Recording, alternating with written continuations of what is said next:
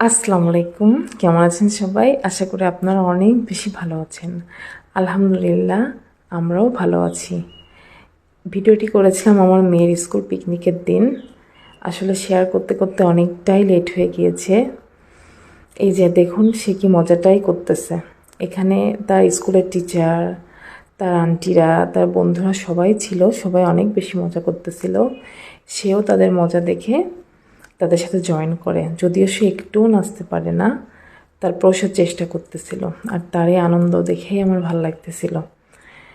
এটা হচ্ছে Jessore JS garden park. বাচ্চাদের নিয়ে ঘোরাঘুরির জন্য বেস্ট একটি জায়গা। বেশ অনেক কিছুই আছে এখানে, অনেক রাইডস, এবং এখানের মেন আকর্ষণ হচ্ছে সুইমিং পুল, যেটার জন্য আমার মেয়ে তো অস্থির হয়ে উঠেছিল যে কখন সুইমিং পুলে যাবে, গোসল করবে। ইভেন সে কান্নাকাটি শুরু করে দিয়েছিল। তারপরে তার বাবা তাকে নিয়ে এই যে গোসলের প্রস্তুতি নিচ্ছে। এখন তারা গোসল করবে, আমিও ছিলাম সাথে, বাট ক্যামেরাম্যান হিসাবে। এটা পিকনিকের সিজন ছিল, এই জন্য বেশ ভিড় ছিল। এই জন্য আমি আর নামি নাই। তাদের মজা দেখেই ভালো লাগতেছিল।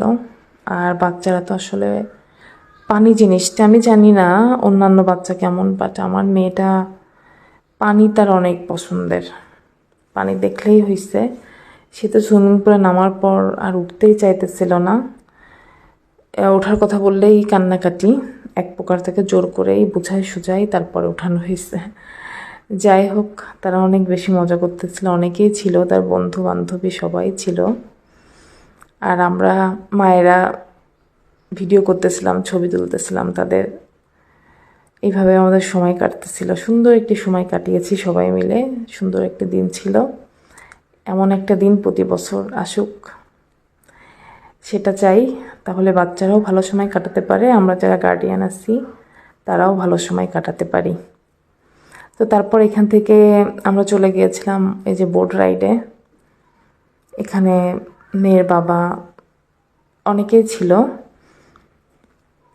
এই যে তার বন্ধুরা, এই যে আমার এক প্রিয় ভাবি।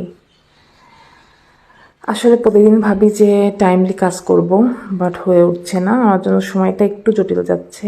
ইনশাল্লাহ সব কিছু গুছিয়ে টাইমলি কাজ করার চেষ্টা করব। আসলে অনলাইন প্ল্যাটফর্মে আমরা যারা কাজ করি, এখানে টাইম মেনটেন করাটা অনেক বেশি জরুরি। শুধু এখানে বলে না, যে আমি মনে করি জীবনের ক্ষেত্রেও, জীবনে চলার পথে প্রতিটা ক্ষেত্রেই টাইম মেনটেন করা ভীষণ জরুরি। কারণ আপনি যখন একটা কাজ নির্দিষ্ট সময়ে এবং রুটিন মাফিক করবেন, কাজটা তখন সুন্দর হবে। আর দেখবেন যে একদিন যদি এলোমেলো হয়ে যায়, তাহলে সেই কাজের ধারাবাহিকতা নষ্ট হয় বা কাজের প্রতি ডিটারমিনেশনটা কমে যায়। এই জন্য সবার উচিত টাইম মেনটেন করে কাজ করার জন্য। ইনশাল্লাহ আমিও চেষ্টা করব টাইম মেনটেন করে কাজ করার জন্য। তো সবাই ভালো থাকবেন, দোয়া করবেন, আমার পাশে থাকবেন। আমিও ইনশাল্লাহ আপনাদের পাশে থাকবো।